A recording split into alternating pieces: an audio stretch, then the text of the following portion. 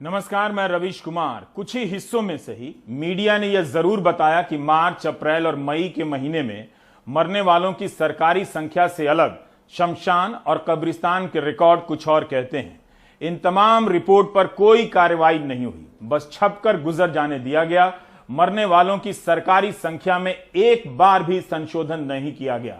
भारत के नागरिकों को पता ही नहीं आधिकारिक तौर पर कि कोविड की दूसरी लहर में कितने लोग मरे हैं। भारत का नागरिक समाज इस सरकारी झूठ को भी पचा सकता है। यह उसके पतन का एक और उदाहरण है। यह साबित हो गया कि समाज के बीच खड़े होकर सरकार मरने वालों की संख्या छिपा सकती है, जबकि मौत समाज के घरों में हुई है। सरकारों ने झूठ बोलने के मामले में ऊंचा मकाम हासिल कर लिया है। बिहार के बक्सर में कितनी मौतें हुई, इस पर मुख्य सचिव 6 की संख्या बताते हैं और पटना के डिविजनल कमिश्नर 789 की, वो भी अदालत में। उत्तर प्रदेश में पंचायत चुनाव की ड्यूटी करते हुए कितने शिक्षक संक्रमित हुए, उसके कारण कितने शिक्षकों की मौत हुई, इसे लेकर सरकार और शिक्षक संघ आमने सामने हो गए। सरकार कहती रही कि केवल 3 शिक्षकों की मौत हुई है। शिक्षक संघ कहता है कि 1621 शिक्षकों की कोविड के कारण मौत हुई है। ये सभी पंचायत की ड्यूटी के दौरान संक्रमित हुए। यह मामला केवल मुआवजे की मांग मान लेने की लड़ाई और मांग मान लेने की बात तक सीमित नहीं है। यह मामला बताता है कि हम सरकारी आयोजनों में कोविड को लेकर कितने लापरवाह हैं। ऋतु द्विवेदी, नीतू सिंह, शिखा श्रीवास्तव, अंजू गंगवार, प्रीति गोस्वामी, फराह रईस, अजीत कुमार यादव, विजय कुमार सिंह, मोहम्मद आलिम, महेंद्रपाल सागर, सोमपाल गंगवार, यामिन राइन, कोमल अरोड़ा। हमारे पास सभी की तस्वीरें नहीं हैं, लेकिन ये तस्वीरें जो आपने देखी बरेली जनपद के शिक्षकों की है, जिन्होंने पंचायत चुनाव में ड्यूटी की थी और उस दौरान कोविड का संक्रमण हुआ। शिक्षक संघ का दावा है कि इसी कारण इनकी मौत हुई। उत्तर प्रदेश शिक्षक संघ ने बरेली और पीलीभीत की जो सूची भेजी है, उसमें 46 शिक्षकों के नाम हैं। किस स्कूल में पढ़ाते थे उसका नाम है, किस ब्लॉक में उनकी ड्यूटी लगी थी उसका नाम है, मृत्यु की तारीख लिखी है और उम्र भी। इनका मोबाइल नंबर भी है आश्रितों का। यूपी शिक्षक संघ सिर्फ दावा नहीं कर रहा है, बल्कि अपनी तरफ से आंकड़े भी रख रहा है। हमें बरेली की सूची में मरने वाले शिक्षकों की उम्र देखने से पता चला कि इनकी औसत उम्र 43 साल है, अधिकतम उम्र 58 साल और न्यूनतम 32 साल। बरेली के शिक्षकों की ड्यूटी 15 अप्रैल को लगी थी। बरेली की सूची से पता चलता है कि 35 में से 17 लोगों की मौत 24 अप्रैल से 1 मई के बीच हुई है, ड्यूटी के 9 दिन बाद से लेकर 14 दिन के भीतर। बरेली के शिक्षक संघ के उपाध्यक्ष सतेंद्र पाल सिंह ने 4 शिक्षकों का मृत्यु प्रमाण पत्र पेश किया है, जिसमें कोविड लिखा है, और 8 शिक्षकों की पॉजिटिव रिपोर्ट। वे बाकियों का भी पता लगा रहे हैं। अकेले बरेली में 35 में से 12 शिक्षकों के कोविड संक्रमित होने के प्रमाण आपके स्क्रीन पर मौजूद हैं। सतेंद्र पाल सिंह का कहना है कि उनके जिले में कोविड से 35 में से 30 शिक्षकों की मौत अस्पताल में हुई। पूरे प्रदेश में 15 अप्रैल से जो पंचायत राज चुनाव आयोजित संपन्न किए गए थे, उसमें 15 अप्रैल को जनपद बरेली में बेसिक शिक्षकों और कर्मचारियों ने बढ़ चढ़कर हिस्सा लिया और ड्यूटी के उपरांत कोरोना संक्रमण की वजह से जनपद बरेली में 35 ऐसे शिक्षक हैं जिनकी आसन्न मृत्यु हो गई, जिनमें से संगठन के पास 8 शिक्षकों की कोरोना पॉजिटिव रिपोर्ट है और 4 शिक्षकों के डेथ सर्टिफिकेट हैं, जिनके लिए संगठन प्रदेश सरकार से यह मांग करता है कि प्रत्येक कोरोना संक्रमण से मृत्यु प्राप्त प्रत्येक शिक्षक के लिए 50 लाख अनुग्रह राशि दी जाए और प्रत्येक परिवार के एक सदस्य को सरकारी नौकरी दी जाए। अगर सरकार चाहे तो सबके रिकॉर्ड देख सकती है कि इनकी मौत कोविड से हुई या नहीं और कब हुई। क्या ड्यूटी पर जाने से पहले इनका RT-PCR टेस्ट हुआ था? सुरक्षा के लिए PPE किट दिए गए थे? सिर्फ शिक्षकों के संक्रमित होने का मामला नहीं है, उनसे दूसरों को भी हुआ होगा। अप्रैल माह के 4 दिन यूपी में पंचायत चुनाव के लिए मतदान हुए। 2 मई को मतों की गिनती हुई। 2.5 लाख शिक्षकों की ड्यूटी लगी थी। उत्तर प्रदेशीय प्राथमिक शिक्षक संघ ने बताया है कि 4 बार पत्र लिखकर चुनाव रद्द करने का आग्रह किया गया, किसी ने नहीं सुनी। शिक्षकों ने बताया कि पंचायत चुनाव में शिक्षक को पीठासीन अधिकारी बनाया गया। चुनाव बैलेट पेपर से हुए तो स्टांप लगाना, लोगों की उंगली पर निशान लगाना, वोटिंग कार्ड देखना, पहचान पत्र चेक करना, मतदान के बाद बैलेट पेपर लेकर जिला मुख्यालय तक जाना, ये सब काम था। एक शिक्षक ने बताया कि मतदान के बाद पोलिंग पार्टी को बस से जिला मुख्यालय ले जाया गया। उस बस में 4 से 5 पोलिंग पार्टियां थीं। एक पोलिंग पार्टी में 4 कर्मचारी थे और 2 से 4 पुलिसकर्मी। इसके बाद मतों की गिनती के दिन भी हाथ का ही इस्तेमाल हुआ, एजेंट थे। इस पूरी प्रक्रिया में सामाजिक दूरी का जो आलम रहा होगा वो बस कागज पर ही नजर आता लगता है। मतदान केंद्रों पर भारी भीड़ उमड़ी थी। उस दौरान देश में और यूपी में कोरोना की दूसरी लहर चल रही थी। लखनऊ में हाहाकार मचा था, लोगों को अस्पताल नहीं मिल रहा था। मंत्री के फोन करने पर 2-2 घंटे तक एम्बुलेंस नहीं मिल रही थी और ये शिक्षक ऐसे माहौल में पंचायत का चुनाव करा रहे थे।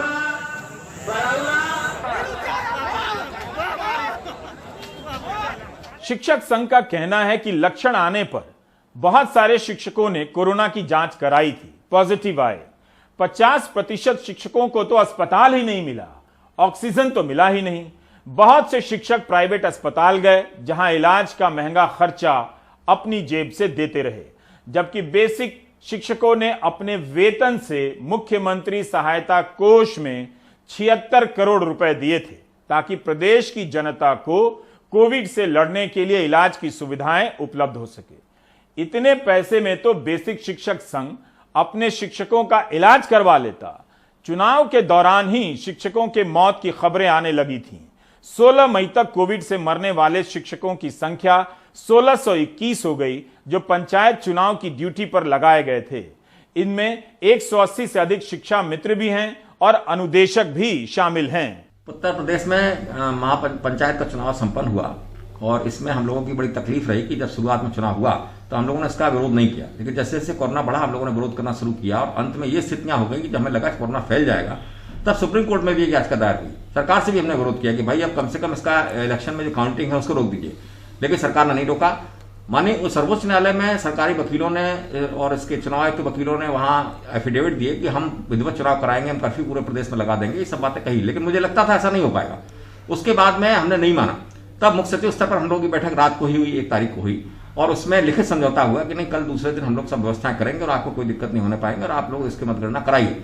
हम लोगों ने उसको मान लिया। दूसरे दिन आपने तमाशा देखा कि पूरे प्रदेश में तमाशा हो गया, कोई नहीं माना और उसकी धज्जियां उड़ गई इनके कानून व्यवस्था की और सब जगह कोरोना फैल गया और हमारे लोग भी कोरोनाग्रस्त हो गए और उसके बाद घर घर लोग कोरोना लेकर चले गए। ये स्थितियां आज की तारीख में आई और इसके बाद हम लोगों को दिक्कतें पैदा हो गई। तो ये स्थितियां इस चुनाव में रही। 1 मई को शिक्षक संघ सुप्रीम कोर्ट गया था। यह वो समय था जब कोर्ट में ऑक्सीजन की कमी को लेकर सुनवाई चल रही थी। अदालत के सामने यह बात थी कि अप्रैल के महीने में हाहाकार मचा हुआ है, ऐसे में मतगणना रोकी जा सकती थी, क्योंकि तब तक 700 से अधिक शिक्षकों की मौत की खबरें आने लगी थीं। कोर्ट ने मतगणना की मंजूरी दे दी। अदालत ने एक आदेश और दिया कि सभी मतगणना केंद्र के सीसीटीवी फुटेज रखे जाएं। यूपी चुनाव आयोग की तरफ से पेश हुए वकील ने कहा कि प्रत्येक मतदान केंद्र में 75 से अधिक लोग नहीं होंगे। यूपी में 829 मतदान केंद्र बनाए गए थे। कोर्ट ने यह भी कहा कि कुछ गलत हुआ तो ड्यूटी पर तैनात वरिष्ठ अधिकारी जिम्मेदार होंगे। क्या अदालत सीसीटीवी फुटेज देखेगी कि उसके आदेश का कितना पालन हुआ? क्या मतदान केंद्रों का भी सीसीटीवी फुटेज रखा गया होगा?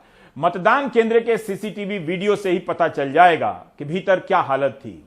यूपी सरकार जब यह विवाद उठा तब मानने के लिए तैयार नहीं हुई कि 1621 शिक्षकों की मौत कोरोना से हुई है। वह राज्य निर्वाचन आयोग की रिपोर्ट को आधार मानते हुए 3 शिक्षकों की मृत्यु का आंकड़ा देती है। कुछ शिक्षक संगठनों के द्वारा और उसके आधार पर विपक्ष के कुछ नेताओं के द्वारा जो लगातार एक गलत सूचना दी जा रही है कि पंचायत चुनाव की ड्यूटी के दौरान बेसिक शिक्षा परिषद के 1600 कुछ शिक्षकों की मृत्यु हुई है, ये आंकड़ा पूरी तरह से गलत है, निराधार है।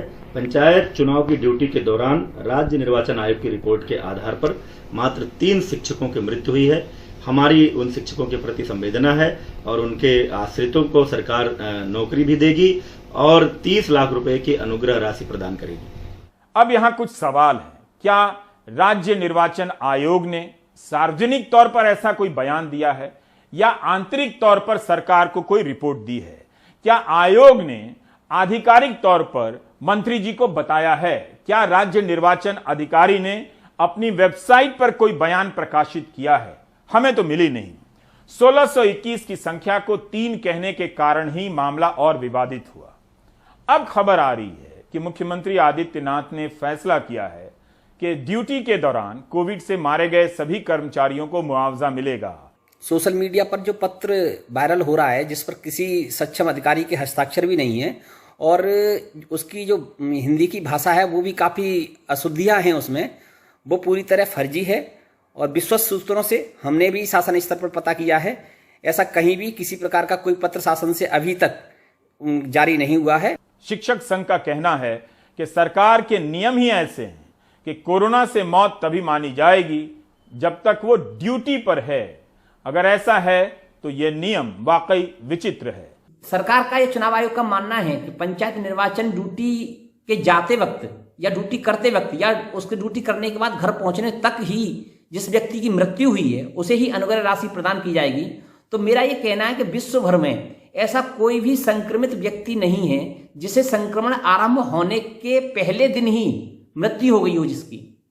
ऐसी स्थिति में यदि किसी शिक्षक ने कोरोना संक्रमण के बाद 2, 4, 6 दिन अपने जीवन को बचाने के लिए इलाज कराया या उसके परिजनों ने उसे बचाने के लिए संघर्ष किया या व्यक्ति ने मौत से जूझने का प्रयास किया, तो उसने कौन सा गलत किया? ऐसी स्थिति में उसके परिजनों को आप अनुग्रह राशि से वंचित कर रहे हैं, ये बिल्कुल अनैतिक है। यूटा इसका खुला विरोध करता है और हम ये विश्वास दिलाते हैं कि उत्तर प्रदेश में मरने वाले प्रत्येक शिक्षक के, दिवंगत शिक्षक के परिजनों को न्याय दिलाने के लिए यूटा सड़क पर रहकर आंदोलन करेगा, लेकिन उन्हें न्याय दिलाकर ही रहेगा। शिक्षक संघ का दावा है कि पंचायत की ड्यूटी से लौटे कई शिक्षक अभी भी अस्पताल में हैं और अपने पैसे से इलाज करा रहे हैं। कम से कम इनका तो ख्याल रखा जा सकता है। असलम सिद्दीकी, हुकुम चंद्र वर्मा, मोहम्मद ताहिर, सुनीता रानी, झब्बू लाल, जावित्री देवी, शकील अहमद, अखिलेश कुमार, शशि वर्मा, शिववंश मिश्रा, भारती निषाद, कृष्ण कुमार विश्वकर्मा, प्रेमनाथ बनवारी लाल गौतम, राम नरेश, शुभम कटियार, निधि वाजपेयी, गीता सिंह, पंकज विक्रम, मेवालाल, सुरेश चंद्र, अनिस फातिमा, पिंकी देवी, शाहिदा जमाल, सालिकराम, जनार्दन पुजारी। सरकार बहुत आसानी से इस लिस्ट के आधार पर पता कर सकती थी। ये सब वो नाम हैं जो नहीं रहे। पंचायत चुनाव में ड्यूटी की तारीख और मृत्यु की तारीख से पता लग सकता है। जिनके पास RT-PCR की रिपोर्ट है, उस आधार पर संक्रमण के आसपास की तारीख का पता लगाया जा सकता है। अगर सरकार कॉन्टैक्ट ट्रेसिंग के विज्ञान पर यकीन रखती है तो उसे इस आधार पर काफी कुछ जानकारी मिल सकती है। शिक्षक संघ ने जो सूची दी है उसका कई तरह से अध्ययन किया जा सकता है। इस सूची में कई तारीखें ऐसी दिखती हैं जिस दिन 40 से 50 टीचर की मौत हुई है एक दिन में। कल्पना कीजिए, एक दिन में 50 शिक्षकों की मौत की खबरें आ रही हों। यह सूची बताती है कि दूसरी लहर के बीच चुनाव कराने का फैसला कितना घातक था। चुनावों में बिना सामाजिक दूरी के लोग जमा हुए और गांव में भी संक्रमण उससे फैला होगा। 25 अप्रैल को 79 शिक्षकों की मौत हुई है। 26 अप्रैल को 88 शिक्षकों की मौत हुई है। 27 अप्रैल को 81 शिक्षकों की मौत हुई है। 28 अप्रैल को 74 शिक्षकों की मौत हुई है। 29 अप्रैल को 71 शिक्षकों की मौत हुई। 30 अप्रैल को 81 शिक्षकों की मौत हुई। शिक्षक संघ की सूची के हिसाब से अप्रैल महीने में 6 दिन ऐसे थे जिस दिन कुल 474 शिक्षकों की मौत हुई है। ये सारी तारीखें मतदान के आसपास की ही हैं। कहीं से भी यह घटना सामान्य नहीं है। शिक्षक संघ को अपनी सूची में कुछ और जानकारियां जोड़नी चाहिए। मसलन कब पॉजिटिव रिपोर्ट आई, कब सैंपल दिया, डेथ सर्टिफिकेट में क्या लिखा है, अस्पताल में इलाज किस बीमारी का हुआ, कितना खर्चा हुआ, तभी उनका दावा और ठोस हो सकेगा। 36 साल के अनूप कुमार बाराबंकी में तैनात थे। 20 अप्रैल को कोविड पॉजिटिव की रिपोर्ट आई। 9 ऑक्सीजन सिलेंडर मिला, 9 ऑक्सीजन एम्बुलेंस। फिर वही सांस लेने में ज्यादा प्रॉब्लम होने लगी और वो आया तो ऑक्सीमीटर में मतलब 90 से लेके 94, 25 शाम को उनका ऑक्सीजन लेवल बता रहा था, 91 से लेके 94 तक। और फिर बाद में इनको वही घबराहट, भैया जानते हैं आप, कहीं अगर आदमी को ऑक्सीजन ही ना मिले। हर जगह फोन कर करके परेशान, बिल्कुल हर हॉस्पिटल में, कितने हॉस्पिटलों में फोन किए होंगे, कोई वो नहीं। ऑक्सीजन सिलेंडर भी नहीं मिला? नहीं ना भैया, ऑक्सीजन सिलेंडर मिला ना, एक ऑक्सीजन की मतलब एम्बुलेंस तक नहीं मिले कि हम उनको वहां से बस्ती लेके चले आए, लखनऊ से बस्ती ले आए, बस्ती कहीं एडमिट करा दें। अब जिसका ऑक्सीजन लेवल घट रहा है तो वो घबराहट तो होगी कि हाँ अगर ऑक्सीजन की जरूरत है, ऑक्सीजन मिल नहीं रहा है तो क्या होगा। तो मेरा छोटा भाई विजय है, तो वो पता लगाया तो एक लोग रिश्तेदार निकले तो कहे ऑक्सीजन मतलब एम्बुलेंस अगर आप व्यवस्था कर लीजिए तो यहाँ आ जाइए तो हम आपको ऑक्सीजन दे सकते हैं, 1 बोतल है अभी हमारे पास और इसको हम मतलब आपको लगा देंगे तुरंत। अब भैया बहुत हम लोग खोजे, कहीं भी ऑक्सीजन वाला एम्बुलेंस ही नहीं मिला। तो फिर थकार के सुबह भाई जब उनका ऑक्सीजन लेवल 80 के नीचे जाने लगा तब घबराहट बढ़ने ही लगी एकदम से। मतलब ये हुआ कि अब तो इनको ले ही जाना पड़ेगा, एडमिट कराना पड़ेगा। तो फिर हम लोग बिना ऑक्सीजन वाले एम्बुलेंस में लेके आए तो दुबग्गा बाजार के पास है एक मेडिकल प्लस हॉस्पिटल है, एक ट्रामा सेंटर है, वहाँ लखनऊ में जाए उनको 26 को। और भैया वही एडमिट कराने के बाद मतलब ऑक्सीजन लेवल जब तक हम लोग वहाँ ले गए, एडमिट कराए, जाने में यार सिनहट तिराहे से लेके वहाँ तक जाने में लगभग पौन घंटा लग गया। काफी भीड़ भी थी सुबह के टाइम में और उनका ऑक्सीजन लेवल 45 आ चुका था। मतलब उसी 1-1.5 घंटे में पता नहीं मतलब क्या ऑक्सीजन है, कितना चाहिए। मतलब वही है जो आदमी घर पे जो चीज नहीं व्यवस्था कर सकता है कि कैसे कमी हो जाती है अचानक, कितना समझ में ही नहीं आता है भैया। हमारे तो आंखों के सामने सब हुआ, विश्वास ही नहीं होता है आज तक भैया, बिल्कुल। अभी सोचिए हम अपने बच्चे को नहीं बता पाए, वो पापा पापा करके कि पापा कहाँ है, पापा लखनऊ में है, पापा खाना खा रहे, मम्मी की रही, यही सब। आप रोइए मत, ऐसी स्थिति क्या बताएं आपको। ऑक्सीजन ना मिलने और अस्पताल ना मिलने का सदमा न जाने कितने परिवारों को सताएगा। वो इस बात से कभी नहीं उबर पाएंगे कि विश्व गुरु भारत में ऑक्सीजन का सिलेंडर नहीं मिला। अभी भी लोग गांव में ऑक्सीजन सिलेंडर खोज रहे हैं। सरकार भले 1621 की मौत को 3 मानती रहे या कुछ भी मानती रहे, लेकिन ये तस्वीरें परिवारों और परिचितों की स्मृतियों में जिंदा हैं और रहेंगी। किसी दोस्त, किसी पति, किसी पिता, किसी भाई, किसी बहन, किसी माँ और किसी बेटे को याद रहेगी ये बात कि उनकी बेटी, उनकी पत्नी, उनकी माँ और टीचर जो पढ़ाती थी पंचायत चुनाव की ड्यूटी में गई थी, वहां से आने के बाद कोरोना हुआ और बाद में मौत हुई। इलाज न मिलने से भी कुछ मौतें हुई। भले ही ये स्मृतियां हिंदू मुस्लिम की राजनीति वाले व्हाट्सएप फॉरवर्ड के आगे धुंधली पड़ जाएं, लेकिन ये तस्वीरें याद दिलाती रहेंगी कि उन्हें संक्रमण क्यों हुआ। जब उनकी मौत हुई तो क्या अस्पताल उपलब्ध था, क्या ऑक्सीजन उपलब्ध था, क्या वेंटिलेटर मिला, क्या इंजेक्शन मिला। नफरत की आग तेजी से फैलती है और जहां फैल जाती है वहां झूठ की दीवार ऊंची हो जाती है। फिर आप उस सच को नहीं देख पाते। यह लड़ाई केवल मुआवजे के लिए नहीं है बल्कि हिसाब रखने के लिए है कि व्हाट्सएप ग्रुप में शेर बनने वाले लोग अपने सहयोगी की मौत की संख्या सरकार के कागज के टुकड़े में दर्ज कराने के लिए कितना संघर्ष कर रहे थे, जिसे हम और आप रिकॉर्ड कहते हैं। जब नैतिकता ऑक्सीजन के सिलेंडर ब्लैक में बेच रही हो, उस नैतिकता से आप उम्मीद ही क्यों रखते हैं। उम्मीद की जानी चाहिए छात्रों से जो अपने टीचर को लंबे समय तक याद रखेंगे, एक बेहतर इंसान बनने के लिए, ना कि व्हाट्सएप फॉरवर्ड पढ़कर हैवान बनने के लिए। एक तरफ यूपी सरकार कर्फ्यू लगा रही थी, दूसरी तरफ पंचायत चुनाव करा रही थी। सबको पता था कि कोविड की दूसरी लहर भयानक है। कुछ दिनों के लिए रोका जा सकता था, जिंदगी वापस नहीं आएगी। जब गंगा में बहती लाशें साबित नहीं कर सकी तो बाकी से क्या उम्मीद। शिक्षक संघ शायद धार्मिक मुद्दों पर तेवर दिखाता तो उसके सदस्यों की पूछ आज ही बढ़ जाती। बहुत से शिक्षकों को पता है कि मैं क्या बोल रहा हूं। दरअसल उन शिक्षकों से ही आंखें मिलाकर बोल रहा हूं कि धर्म की राजनीति से आपको क्या मिला।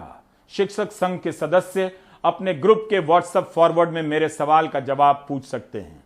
जवाब अपने पास रख लें। विनोद कुमार बस्ती के रहने वाले थे। 2011 में सहायक शिक्षक बने। 19 अप्रैल को चुनाव की ड्यूटी पर गए। 24 अप्रैल को तबीयत खराब हुई। 25 तारीख को तबीयत बिगड़ी और ऑक्सीजन का स्तर नीचे चला गया। किसी सरकारी अस्पताल में जगह नहीं मिली। अपना सिलेंडर लेकर प्राइवेट अस्पताल में भर्ती होने गए। अस्पताल ने कोविड का टेस्ट नहीं किया, कहा कि टेस्टिंग किट नहीं है। दिल्ली में ही टेस्ट नहीं हो पा रहे थे तो बस्ती का अंदाजा लगाया जा सकता है। अस्पताल ने परिवार वालों से कहा कि विनोद को रेमडेसिविर का डोज देना होगा, जो कोविड के मरीज को ही दिया जाता है। परिजनों ने रेमडेसिविर की खोज की, नहीं मिला। 2 दिन अस्पताल में रहने के बाद 28 अप्रैल को निधन हो गया। इसके बाद भी अस्पताल ने मृत्यु के कारणों में कोविड नहीं लिखा है। यह फोटो देख लीजिए, इस तरह से रेमडेसिविर के 6 डोज लाने के लिए लिखा गया है। अस्पताल की पर्ची नहीं है ये। कमाल है, सिगरेट की डिब्बी पर नाम और नंबर नोट करने जैसा लगता है। 55,000 इलाज पर खर्चा आया। विनोद परिवार में अकेले कमाने वाले थे। ऑक्सीजन का स्तर गिर गया है, रेमडेसिविर का इंजेक्शन खोजा जा रहा है और डेथ सर्टिफिकेट में कोविड ना लिखा हो तो समझ सकते हैं कि आंकड़ों को झुठलाने के लिए कितनी मेहनत की गई है। शिक्षकों की मौत का मामला इलाज व्यवस्था की पोल भी खोलता है। शिक्षक संघ ने मरने वाले शिक्षकों की सूची जारी की है, उसमें विनोद का जिक्र 1144वें नंबर पर है। 19 अप्रैल को गोंडा जिले में चुनाव में ड्यूटी लगा था। वहां पर गए, उन्हें खांसी जुकाम बुखार हुआ और उनका तबीयत खराब हो गया। वहां से आने के बाद दूसरे दिन उन्हें सांस लेने में समस्या होने लगी। फिर हम सभी लोग बस्ती जिले के श्री कृष्णा मिशन अस्पताल में लेकर गए, तो वहां डॉक्टर ने इनका ऑक्सीजन लेवल चेक किया, जो कि 60 से भी कम 55-56 चल रहा था और ऑक्सीजन की व्यवस्था अस्पताल में नहीं थी और डॉक्टर ने इन्हें भर्ती करने के लिए मना कर दिया। पर बहुत कोशिशों के बाद डॉक्टर ने भर्ती करने के लिए कहा कि ऑक्सीजन की व्यवस्था आपको स्वयं करनी पड़ेगी। पर उनकी समस्या और अधिक बढ़ती जा रही थी, तो हम सभी लोगों ने उन्हें कोविड जांच करने के लिए कहा। पर अस्पताल में ना तो कोविड जांच करने के लिए कोई एंटीजन किट थी और ना ही RT-PCR जांच करने की किसी भी प्रकार की व्यवस्था थी। उनकी हालत और बिगड़ती गई। तब डॉक्टर ने इन्हें रेमडेसिविर इंजेक्शन देने के लिए कहा, जो कहीं भी ढूंढने पर मिल ही नहीं रहा था। बहुत कोशिशों के बाद पता चला कि लखनऊ के एक फार्मेसी पर मिल रहा है, पर उसका दाम 50,000 रुपये मांग रहा था। पर वहाँ पर गए तो उसने भी मना कर दिया और फिर इनका हालत और गंभीर होती गई और फिर किसी भी प्रकार डॉक्टर को बुलाने पर वहाँ पर आते नहीं थे और इनकी समस्या बढ़ती गई और 28 अप्रैल को रात 8 बजे इनका डेथ हो गया। कोविड से होने वाली मौतों की गिनती के अलग अलग नियम हैं। कोई मरीज कोविड पॉजिटिव होकर अस्पताल में दाखिल होता है, लंबे समय तक भर्ती रहता है और इस दौरान कोविड निगेटिव हो जाता है। निगेटिव तो हो जाता है, लेकिन कोविड के कारण ही उसके शरीर के दूसरे अंग खराब होने लगते हैं और उसे वेंटिलेटर पर डाला जाता है, उसकी मौत हो जाती है। उसकी गिनती कोविड से होने वाली मौत में नहीं होती है। मेरे परिचित के साथ ऐसा ही हुआ। इस तरह से न जाने कितनी मौतों को छिपा लिया गया होगा। ICMR ने कोविड से होने वाली मौतों की पहचान के लिए गाइडलाइन बनाई है, जिसके अनुसार अगर कोविड पॉजिटिव व्यक्ति बिना किसी लक्षण के भी मरता है तो उसकी मौत कोविड में गिनी जाएगी। अगर एक कोविड पॉजिटिव मरीज सांस की तकलीफ से मर जाता है तो मौत का कारण कोविड ही लिखा जाएगा।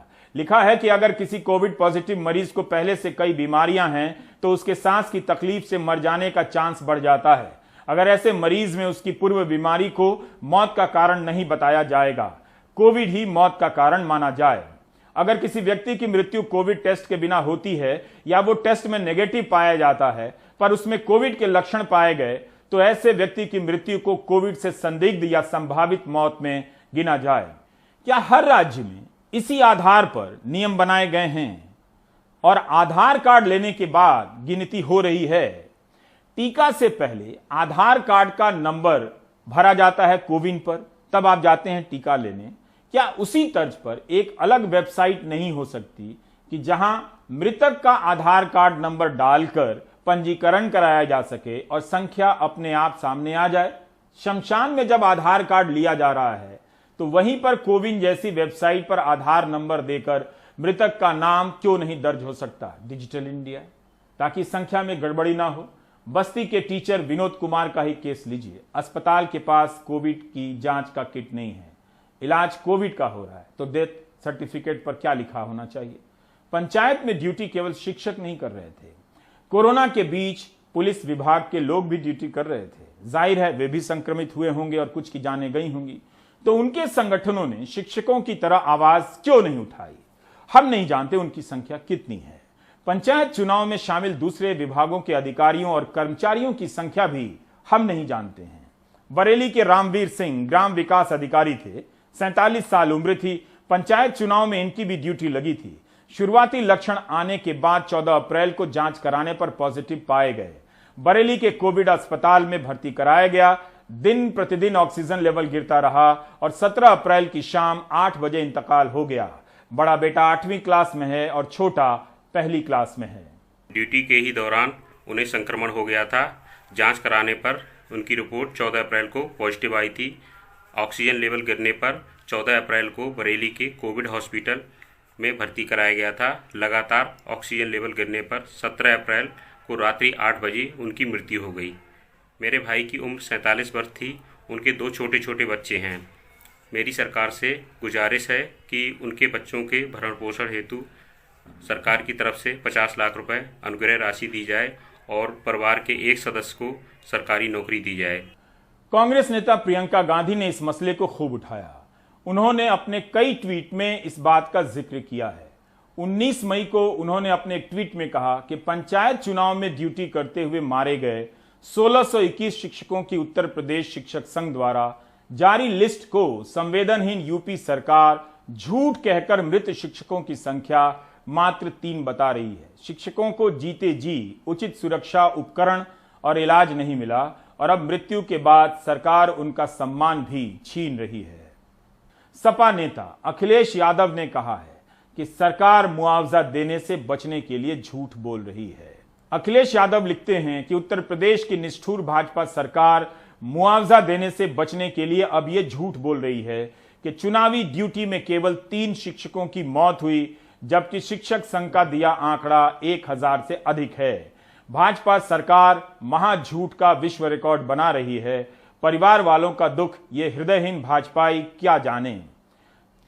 तेलंगाना में भी विधानसभा उपचुनाव और निगम चुनावों में भाग लेने वाले 15 शिक्षकों की कोविड से मौत हुई।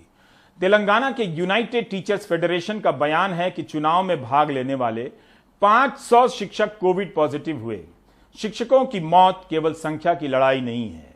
एक अच्छे टीचर और एक अच्छे डॉक्टर का मरना बहुत लोगों को अनाथ कर जाता है। डॉक्टर के मरीज बेसहारा हो जाते हैं और छात्र अपने अच्छे शिक्षक के खोने के साथ एक अभिभावक भी खो देता है। इसलिए इन शिक्षकों की कहानी बताई जानी चाहिए।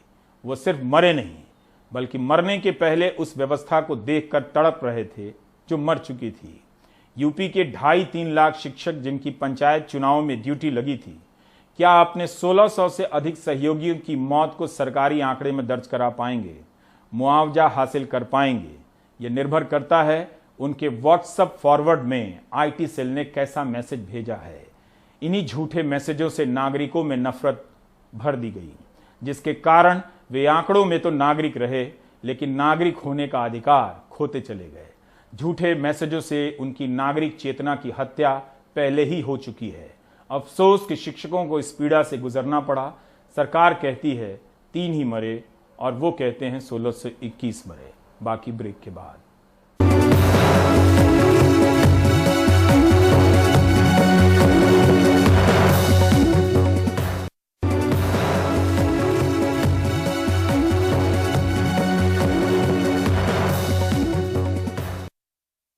आखिर संवाददाता कितनी जगहों से ये रिपोर्ट करते रहेंगे कि शमशान के रिकॉर्ड में कोविड से मरने वालों की संख्या कुछ और है और सरकार के ऐलान में कुछ और है। कब तक सरकार उन रिपोर्ट को झुठलाती रहेगी और मरने वालों की संख्या संशोधित नहीं करेगी? वो नहीं बदल रही है। सौरभ की रिपोर्ट नोएडा से देखिए कि शमशान के रिकॉर्ड में कोविड से मरने वालों की संख्या क्या है और सरकारी रिकॉर्ड में कोविड से मरने वालों की संख्या क्या है। नोएडा के सेक्टर 94 के शवदाह गृह में एक साथ 3 शवों का कोविड प्रोटोकॉल से अंतिम संस्कार किया जा रहा है। परिजन सामने लाचार पीपीई किट पहने अपनों को जाते देख रहे हैं।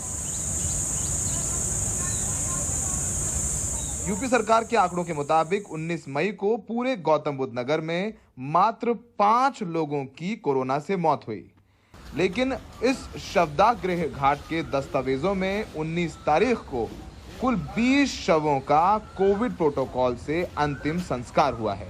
हम इस वक्त नोएडा के 94 सेक्टर के क्रिमेटोरियम में है और ये रजिस्टर है, ये कल का डेटा है यहाँ पर, और ये कल 19/5 यहाँ तारीख लिखी हुई है और टोटल यहाँ पर 20 क्रिमेशंस हुए हैं और ये कोविड बॉडीज़ की डिटेल है जो यहाँ पर है और जो सरकारी आंकड़े हैं वो बताते हैं सिर्फ 5 और सिर्फ इस क्रिमेटोरियम में 20 बॉडीज का क्रिमेशन हुआ है जो कोविड प्रोटोकॉल से।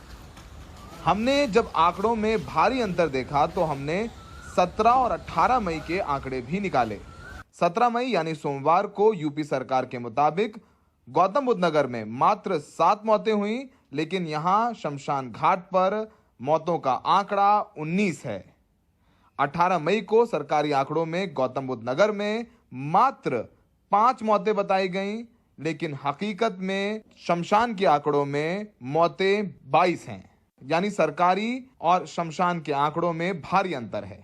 17 तारीख को सरकारी आंकड़ों में 7 मौतें हैं, शमशान के आंकड़े 19 मौतें बताते हैं। 18 तारीख को सरकारी आंकड़ों में 5 मौतें हैं, शमशान के आंकड़े 22 मौतें बताते हैं। 19 तारीख को सरकारी आंकड़े 5 मौतें बताते हैं, शमशान के आंकड़े 20 मौतें बताते हैं। यानी कुल 3 दिनों में सरकारी आंकड़ों में गौतम बुद्ध नगर में 17 मौतें हुई हैं, लेकिन शमशान घाट में हकीकत है कि कुल 61 लोगों का कोविड प्रोटोकॉल से अंतिम संस्कार हुआ है। नोएडा के सीएमओ डॉक्टर दीपक ओहरी का कहना है कि आंकड़ों में अंतर इसलिए है कि नोएडा में बुलंदशहर, अलीगढ़ जैसे दूसरे शहरों के लोग भी कोरोना का इलाज करा रहे हैं, जिनकी यहां मौतें होती हैं और यहीं अंतिम संस्कार भी होता है। पर ये नोएडा के रहने वाले नहीं हैं, इसलिए इनको हम लोग नहीं गिनते। मौत के आंकड़ों में यूपी के लगभग हर जिले में सरकार और शमशान के आंकड़ों में भारी अंतर देखने को मिल रहा है। नंबर्स इस तरीके से फज किए जा रहे हैं कि ये जो हमने आंकड़े बताए हैं वो सिर्फ 94 का जो हिंदू क्रिमेटोरियम है, डेडिकेटेड क्रिमेटोरियम है कोरोना का, वहाँ के हैं। बहुत सारे लोग हैं जो अपने गांव में दफन कर देते हैं या गांव के बाहर जो शमशान होते हैं वहाँ पर उनका अंतिम संस्कार करने की प्रथा है। वो नंबर्स तो हमने ऐड ही नहीं किए हैं। तो सोचिए कि अगर 19 तारीख को आधिकारिक आंकड़े 5 है तो यहाँ पर कोविड प्रोटोकॉल से 20 लोगों का अंतिम संस्कार हुआ है। तो समझिए किस कदर जो उत्तर प्रदेश में नोएडा प्रशासन झूठ बोल रहा है और मौत के आंकड़े छुपाए जा रहे हैं जो कि कोविड से हैं। सहयोगी अशोक महाले के साथ नोएडा से सौरभ शुक्ला, NDTV इंडिया। क्या आपको लगा था कि आपकी हालत एक दिन ऐसी कर दी जाएगी? आप देख रहे थे प्राइम टाइम। नमस्कार।